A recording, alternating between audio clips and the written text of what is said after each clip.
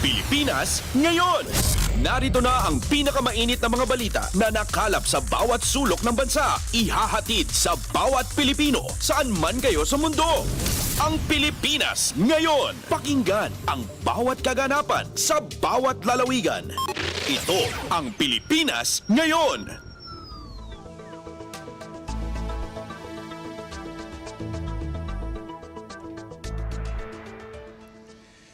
Magandang araw po sa ating mga tagapakinig. Welcome po muli sa ating programang Ang Pilipinas Ngayon. Ito po si Leo Magpayo, pansamantalang humahalili kay Bea Gaza de Guzman.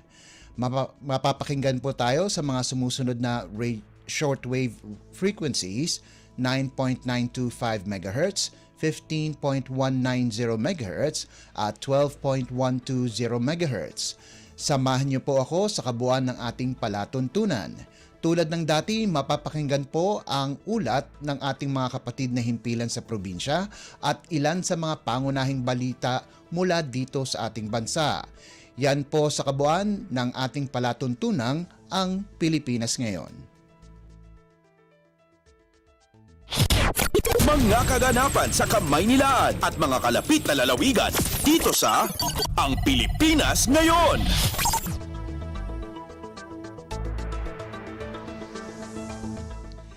At sa mga mahalagang balita, Pangulong Ferdinand R. Marcos Jr. maingat at mabusisi sa pagpaplano ng budget ayon kay Executive Secretary Lucas Bersamin. Ang detalye ng balitang ito mula kay Alvin Baltasar. Napaka-ingat! Ganito inilarawan ni Executive Secretary Lucas Bersamin kung paano tratuhin ni Pangulong Ferdinand R. Marcos Jr. ang pagpaplano sa gagamiting pondo ng pamahalaan kahit sa mga nakaraan. Ayon sa Executive Secretary, mabusisi ang Pangulo hindi lamang sa pagpoprograma kundi pati sa aspeto ng paggugol sa pondong gagamitin ng pamahalaan lalo't sadyang limitado ang naririyang fiscal resources.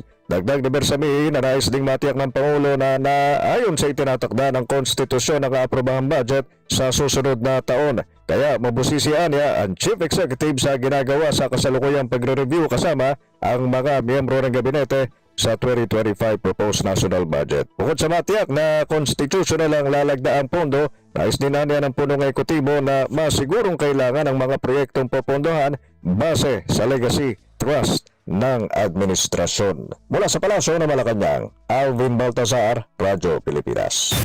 Pasada ng mga balita mula sa Pilipinas para sa mga Pilipino saan man sa mundo. Ang Pilipinas ngayon.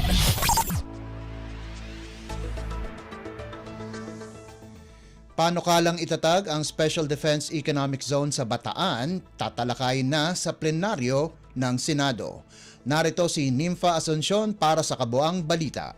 Nakaabot na sa plenaryo ng Senado ang panukalang batas na layong magtatag ng Special Defense Economic Zone sa Bataan. Sa ilalim ng Senate Bill 2900 ang panukalang Special Defense Economic Zone o SPEDEZ Act, layong itatag ang Special Defense Economic Zone sa loob ng Government Arsenal Defense Industrial Estate na nasa Camp General Antonio Luna sa Lamao, Limay, Bataan. Ayon sa sponsor ng panukala na sa Senate Committee on Economic Affairs Chairman Senador Juan Miguel Zubiri, ito ay complementary measure ng Self-Reliant Defense Posture o SRDP law. Pinigyang diin ni Zubiri na hindi pwedeng basta na lang payagan ang mga defense investors na papasok sa bansa na magtayo ng kanilang mga planta katabi ng mga food processing facilities, general merchandise o kahit pakatabi ng mga electronic microchip manufacturers. Para anya masiguro ang kaligtasan ng general public ay mainam na ilagay sa iisang lugar ang mga ammunition manufacturers na papasok sa bansa. Ito si Nympha Asuncion para sa Radyo Pilipinas. Kumpleto, detalyadong balitaan, di papahuli sa mahahalagang kaganapan. Kamustahin ang inang bayan, ang Pilipinas ngayon.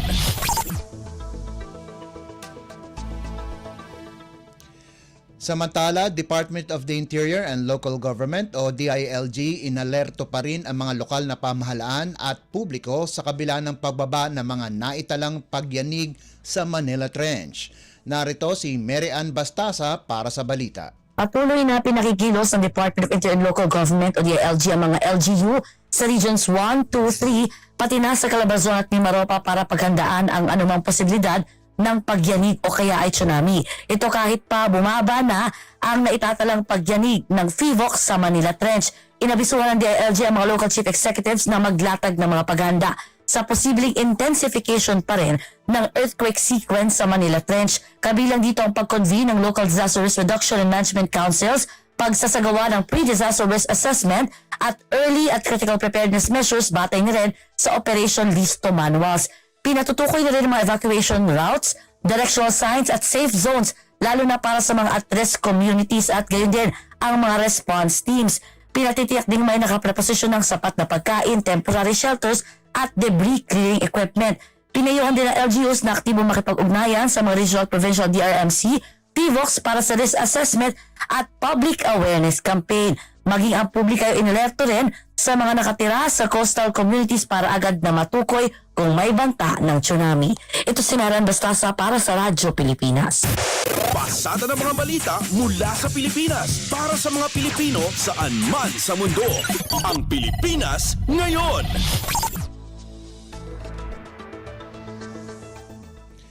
Sa iba pang mga balita, nanindigan ng Armed Forces of the Philippines o AFP na wakasan ang insurgency na dulot ng Communist Party of the Philippines New People's Army o CPP-NPA sa kanilang ika-56 na anibersaryo nitong Huwebes.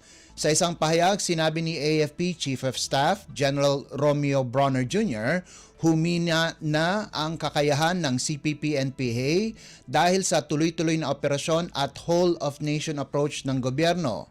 Anya, isa na lang ang natitirang guerrilla front na nakatakdang buwagin. Nananawagan naman ng AFP sa mga natitirang miyembro ng CPP-NPA na talikuran na ang armadong pakikibaka, magbalik loob sa kanilang pamilya at makibahagi sa mga programang pangkapayapaan ng pamahalaan. Ani Bronner, handang tumulong ang AFP kasama ang iba't ibang ahensya ng gobyerno sa reintegration programs para sa mga susuko. Hinimok din niya ang lahat na magkaisa para sa pangmatagalang kapayapaan at maunlad na kinabukasan ng bawat Pilipino. Kumpleto, detalyadong balitaan, di papahuli sa mahahalagang kaganapan. Kamustahin ang inang bayan, ang Pilipinas ngayon.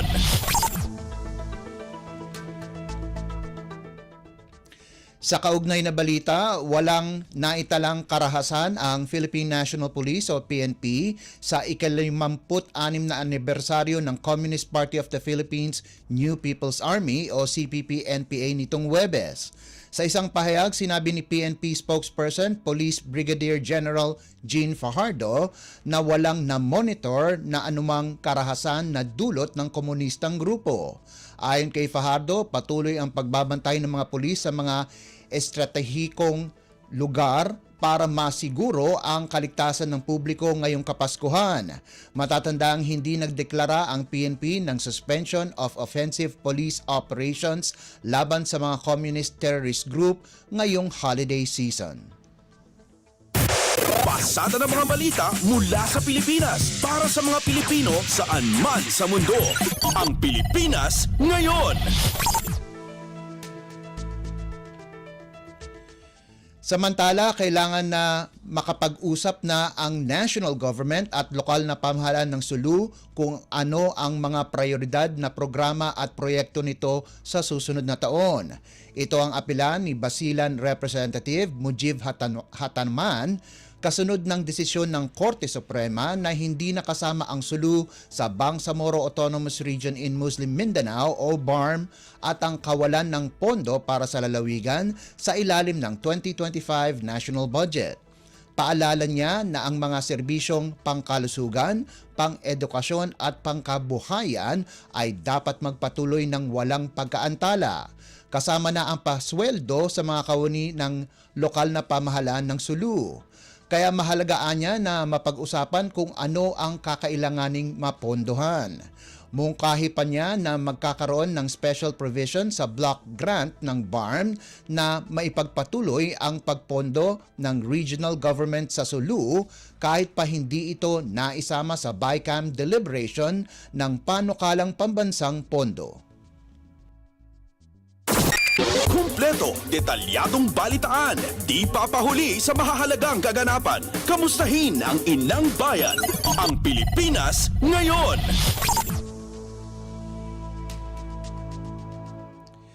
Sa iba pang mga balita, 6 na pisong pagbaba sa presyo ng bigas inaasahan kung agad maghihigpit kontra hoarding. Ang detalye ng balitang ito mula kay Kathleen Forbes. Posibleng umabot ng hanggang 6 na piso ang ibababa sa presyo ng kada kilo ng bigas. Ito ay kung makakapagpatupad agad ng anti-hoarding measures ang pamahalaan. Tugon ito ni Murang Pagkain Super Committee Overall Chair Joey Salceda sa posibilidad na pagdideklara ng Department of Agriculture ng Food Security Emergency.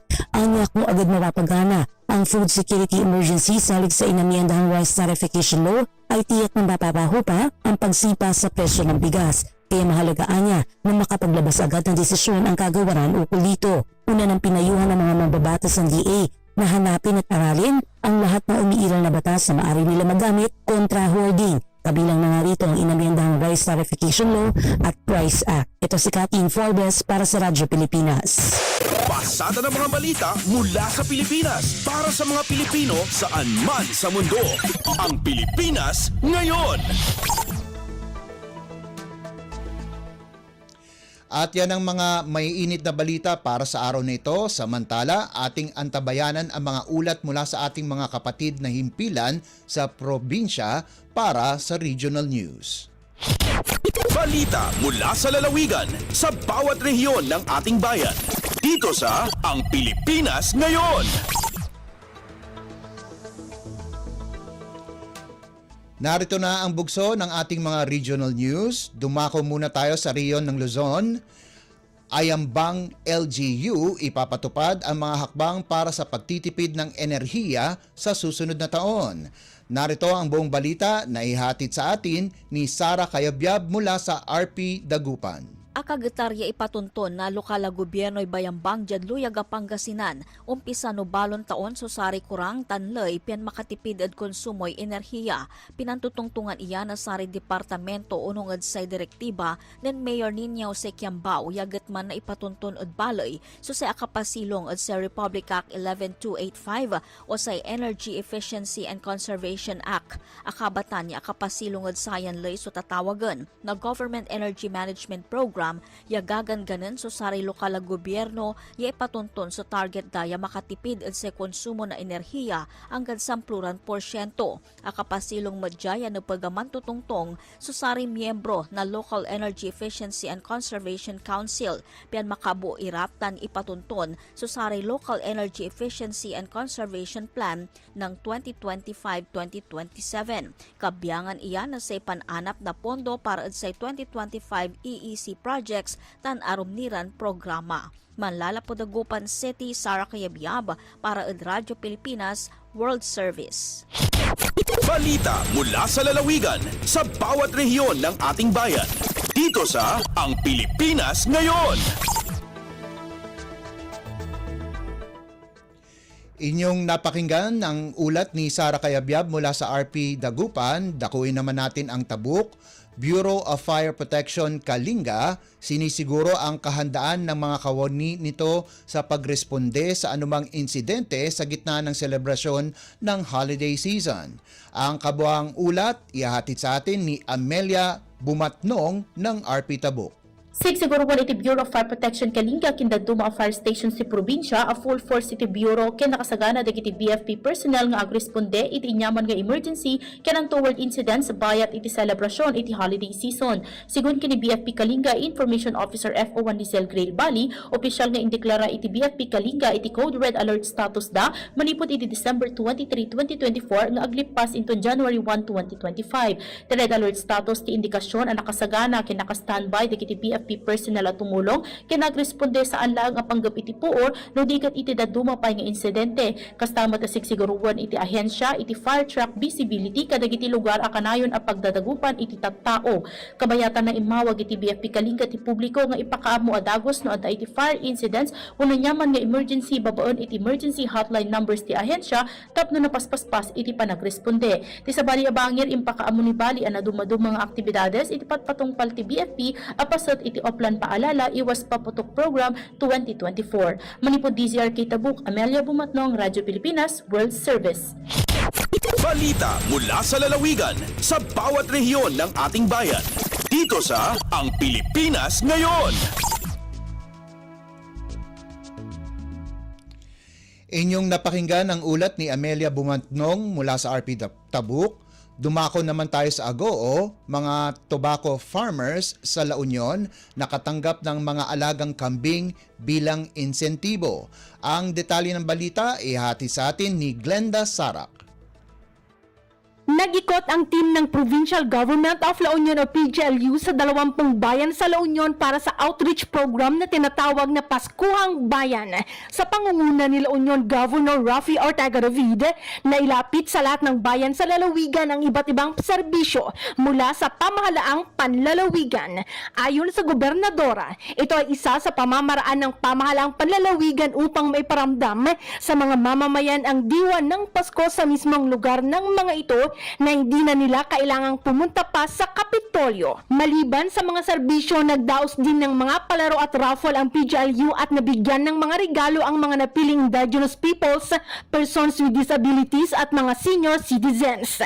Labis na ikanatuwa ng team ng PGLU na kahapon Desyembre 23 ay natapos nang mapuntahan ang lahat ng bayan sa lalawigan upang makapaghatid ng aginaldo na siyang diwa ng Pasko. Manipod Agoo, La Union, Glenda Bakungan, Sarak para ita Radyo Pilipinas World Service. Balita mula sa lalawigan sa bawat rehiyon ng ating bayan. Dito sa Ang Pilipinas Ngayon. Inyong napakinggan ang ulat ni Glenda Sarak mula sa Agoo. Puntahan naman natin ang Lucena. Lukban Sampaloc Road sa Quezon Province hindi pa rin madaanan dahil sa bitak na dulot ng pag-uulan. Pakinggan ang kabuuan ng ulat na ihatid sa atin ni Carmi Isles mula sa Lucena. Nakikiusap ang MDRRMO ng Sampaloc, Quezon sa mga motorista na huwag nang magpilit dumaan at makalampas sa nabitak na kalsada sa Barangay Bayongon, Sampaloc, Tulukban Road. Sa panayam ng Radyo Pilipinas Lucena kay MDRRM Officer Roselier Alzola, sinabi niyang passable naman sa tao ang naturang kalsada, ngunit hindi sa anumang uri ng sasakyan kahit nasa motor. Pinapayuhan ang mga sasakyan papasok sa bayan ng Sampaloc na gamitin ang access road sa Tayabas at Mauban. Para naman sa commuters, sumasakay ng jeep na biyaheng Lukban to Bayongon ang mga pasahero, lalakarin ang bahaging nabitak at saka muling sasakay ng jeep na biyaheng Bayongon papuntang Kabayanan. Dahil dead end ang Sampaloc, hindi naman nagdulot ng mabigat na trapiko ang pagsasara ng kalsada sa Bayongon. Base naman sa abiso ng DPWH, hihintayin munang gumanda ang lagay ng panahon bago simulan ang pagsasaayos ng kalsada. Wala namang naitalang aksidente sa pagbitak ng lupa at bahagyang landslide na naganap sa kalapit barangay na Bataan. Nakikitang sanhi nito ang halos isang buwan na pag-ulan sa bahagi ng Sampaloc. Mula sa RP Lucena, ito si Carmi Isles para sa Radyo Pilipinas World Service. Balita mula sa lalawigan sa bawat rehiyon ng ating bayan. Dito sa Ang Pilipinas Ngayon. Inyong napakinggan ang ulat ni Carmi Isles mula sa Lucena. Pumunta naman tayo sa rehiyon ng Kabisayaan. Isang miyembro ng Communist Terrorist Group sa Samar nagbalik loob na sa pamahalaan. Narito si Charmaine Perito para sa detalye ng balita. Voluntaryo nga bumalik sa pilo san gobyerno ano sa nga miyembro san Communist Terrorist Group CTG. Siya nagsurrender sa 802nd Maneuver Company Regional Mobile Force Battalion 8 sa Barangay Canticum, Calbiga, Samar. Ano sabi nga pagsurrender resulta san manilampuson nga panawagan og paningkamot san mga personahe san 802nd Maneuver Company kaupod ang 2nd Samar Provincial Mobile Force Company ngan Pinabakdaw Municipal Police Station. Dagmit naman nga nakakarubat bulig pinansyal og food packs tikang sa mga kapulisan ang nasabi nga surrenderi. Siya naman ang aaday na sa kustodiya sa 802nd Maneuver Company para sa facilitation sa iya posibleng enrollment sa programa sa gobyerno nga Enhanced Comprehensive Local Integration Program ECLIP. Tikang sa Radyo Pilipinas Kalbayog, Charmaine Perito para sa Radyo Pilipinas World Service. Balita mula sa lalawigan sa bawat rehiyon ng ating bayan. Dito sa Ang Pilipinas Ngayon.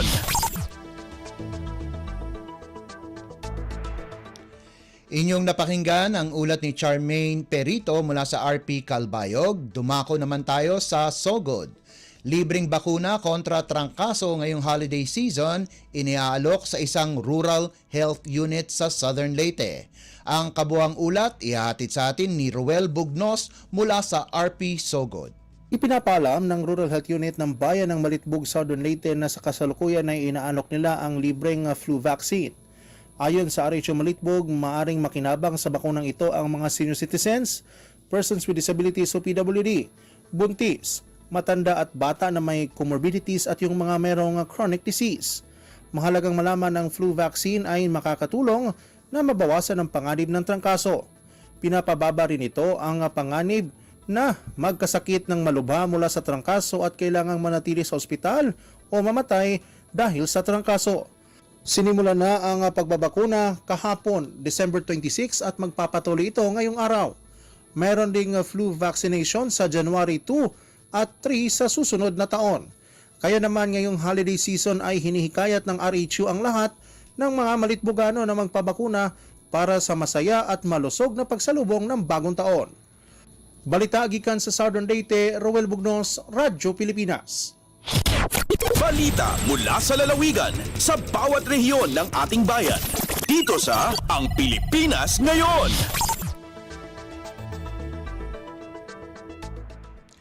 Inyong napakinggan ang ulat ni Ruel Bugnos mula sa RP Sogod. Puntahan naman natin ang Mindanao. Cagayan de Oro LGU nagsagawa ng sorpresang inspeksyon sa mga tindahan ng paputok sa lungsod. Ang detalye ng balita ay ihatid sa atin ni Ryan Carbon. Bilang paghahanda sa darating na bagong taon at para masiguro na ang lahat ay ligtas sa disgrasya, tiniyak ng Regulatory Compliance Board o RCB Inspectorate Team na ligtas sa mga delikadong paputok sa Cagayan de Oro ang mga pinapayagang fireworks display. Ito ay matapos magsagawa ng investigasyon ang grupo bilang bahagi na kanilang gawain na mabigyan ng kaligtasan ng mga mamamayan laban sa mga iligal na paputok sa pagdiriwang ng Pasko at pagsalubong sa bagong taon. Iilan sa mga alituntunin ng LGU para sa pagbebenta ng mga paputok at pyrotechnics ay ang mga sumusunod. Disyembre 20 hanggang 31 ang magiging autorisadong panahon ng pagbebenta sa mga lokasyon lamang ng Paseo de Oro. Tanging ang produkto ng Chada at Lincoln Fireworks ang pinapayagan para sa mga mall display. Bawal ang online transactions ng pyrotechnics at firecrackers. Bawal ang boga at kukumpiskahin ng mga ito. Bawal mag-transact ng firecrackers, pyrotechnics ang mga minor de edad. Magtatalaga ng lokasyon ng bawat barangay kung saan ang mga paputok, pyrotechnics ay autorisadong gamitin o ipakita. Ang mga may-ari ng regular na business permit ay hindi pinapayagang magtinda o magbenta ng mga pyrotechnics at paputok. Gikan sa RP1 Cagayan de Oro, Ryan Carbon para sa Radyo Pilipinas. Balita mula sa lalawigan sa bawat rehiyon ng ating bayan. Dito sa Ang Pilipinas Ngayon. Inyong napakinggan ang ulat ni Ryan Carbon mula sa RP Cagayan de Oro at mula naman sa Tandag, Surigao del Sur Provincial Health Office may payo sa publiko para sa malusog at ligtas na pagdiriwang ng Pasko at Bagong Taon. Ang detalye ng balita ay hatid sa atin ni Nerissa Espinosa. Naghatag og pipila ka mga health tips ang Provincial Health Office sa Surigao del Sur diha sa publiko nining panahon sa Kapaskuhan nga ubay-ubay ang parties og nagkadaiya ang pagkaon. Sa pagpakiginabi sa Radyo Pilipinas Tandag kang Dr. Gerard Montes Claros, Assistant Provincial Health Officer, gipamahayag niya nga importante paghihapon ang pagbaton og mayong panglawas pinagi sa pagkontrolar sa pagkaon, ilabi na ang mga matamis, maparat ug mataba nga mga pagkaon pagkaon. Apil na ang makaulubog ng mga ilimnon. Kung malisod ang pagkontrolar, gisugyot ni Dr. Montes Claros nga mag-exercise matag adlaw sulod sa 30 minutos aron mas mulig-on pa ang resistensya. Gibutyag pa niya nga nagdaghan usab ang mga nadisgrasya tungod sa sobrang kahubog. Tungod niini nagpahimangno si Dr. Montes Claros nga likayan ang alcoholic drinks o dili mag-drive kung nakainom. Mas mayo kung sugaton ang tuig nga mahimsog ang tanan. Gikan sa RP Tandag kini si Risa Espinosa alang sa Radyo Pilipinas World Service. Balita mula sa lalawigan sa bawat rehiyon ng ating bayan. Dito sa Ang Pilipinas Ngayon.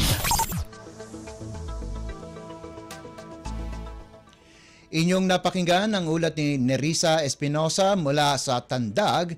Dumako na tayo sa Iligan, Police Regional Office 10, nakamit ang pinakamataas na ratings sa 2024 Minda Survey. Ang kabuang ulat ihahatid sa atin ni Sharif Timhar mula sa RP Iligan. Nakamit ng Police Regional Office o PRO10 ang pinakamataas na Client Satisfactory Ratings ng 2024 Mindanao Development Authority o Minda Survey. Dito na itala ang lalawigan ng Bukidnon bilang may pinakamataas na Trust Ratings na 96% at sinundan naman ng Cagayan de Oro City. Nangunguna naman ang lalawigan ng Camiguin sa Security at Respect Ratings na nasa 97%. Pinakamataas naman ang Bukidnon at Camiguin sa Safety Ratings na 95%.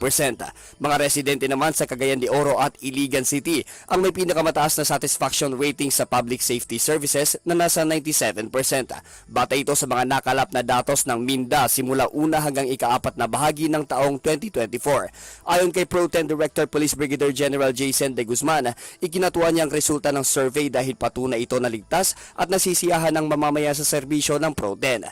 Binigyang din naman ni Minda Chief of Public Relations Dr. Adrian Tamayo na ang rehiyon ng Northern Mindanao ay talagang ligtas at handa rin ito sa pamumuhunan. Mula sa lungsod ng Iligan, ito si Sharif Timhar para sa Radyo Pilipinas. Balita mula sa lalawigan sa bawat rehiyon ng ating bayan. Dito sa Ang Pilipinas Ngayon.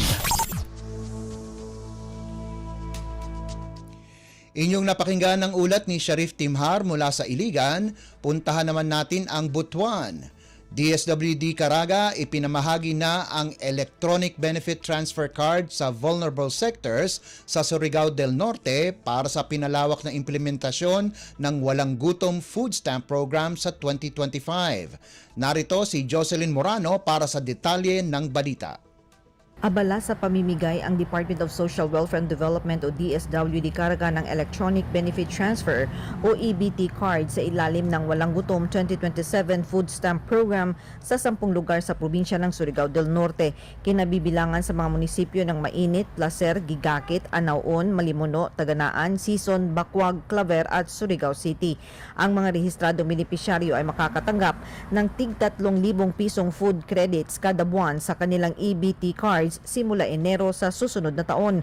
Malaking tulong ito upang masiguro na walang pamilyang magugutom sa Caraga Region.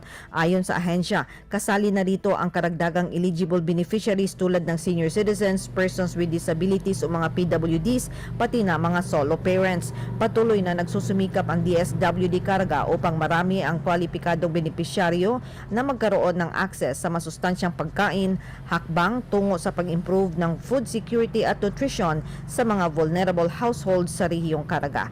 Nanukad sa Dakbayan sa Butuan, Jocelyn Morano, Radyo Pilipinas. Balita mula sa lalawigan sa bawat rehiyon ng ating bayan. Dito sa Ang Pilipinas Ngayon. Inyong napakinggan ng ulat ni Jocelyn Morano mula sa RP Butuan at mula naman sa Hulo, Mobile Service ng Professional Regulation Commission 9 muling aarangkada sa Sulu. Ang detalye ng balita ihahatid sa atin ni Eloisa Mohamad. Papaano magbalik si Professional Regulation Commission at PRC Regional Office 9 in mobile service nila hindi halupa so kapit siya kawahan tagulo sin December at taon duwa ngayon kawahan tagupat. Papaunon ini ha multi-purpose gymnasium sin Sulu Provincial Government ha barangay Bangkal Patiko Sulu makajay mag-secure appointment online ha nasabot website amon online.prc.gov.ph. Maksud ini amin mapasuukin pagsangsa sin PRC pa mga raayat hindi ha Sulu amon kamaumuhan mga client bantay sab nila ha regional office. Nakauna na yan nagkainahon in Philippine Nurses Association ta PNA Sulu kan Governor Abdul Sakur Emtan halan simpakaradyan ni sin PRC 9. Dungan day sab ini sin oath taking at pagsapa since ukon tuong gatos newly registered nurses deng haduhay state universities and colleges ha binaybayan. Deng ha RP Hulo Eloisa Muhammad para Radyo Pilipinas World Service. Balita mula sa lalawigan sa bawat rehiyon ng ating bayan. Dito sa Ang Pilipinas Ngayon. Inyong napakinggan ang ulat ni Eloisa Muhammad mula sa Hulo, dumako na tayo sa Tawi-Tawi.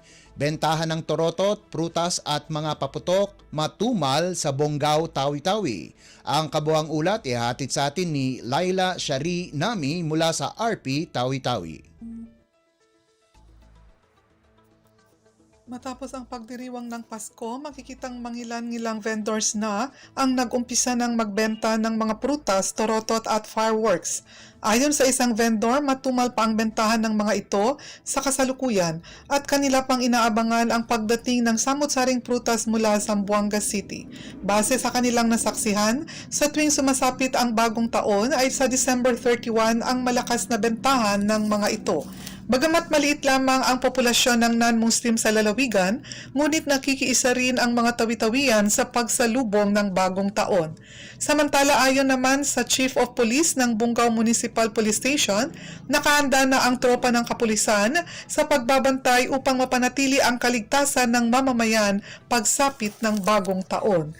Mimbunggao, Tawi-Tawi, Laila Shari tayo naming habal para Maradyo Pilipinas.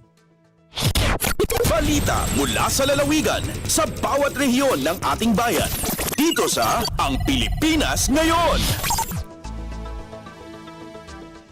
Inyong napakinggan ang ulat ni Laila Sharinami mula sa RP Tawi-Tawi. Dito na nagtatapos ang ating programang o ang Regional News.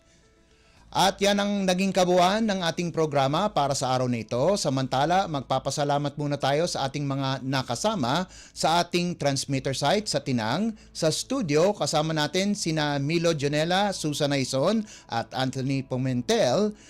Pinasasalamatan din natin ang ating executive producer para sa araw na ito na si Mr. Jerome Toledo. Salamat din sa mga naghatid ng reports mula sa Kamaynilaan at mga probinsya.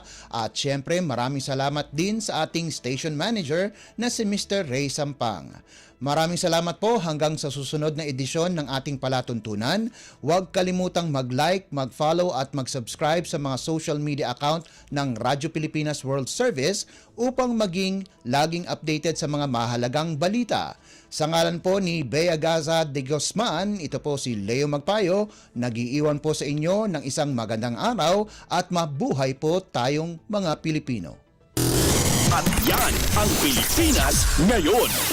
Muling samahan si Ben Blones sa parehong oras at alamin ang pinakahuling mga kaganapan at balita saan man kayo naroon.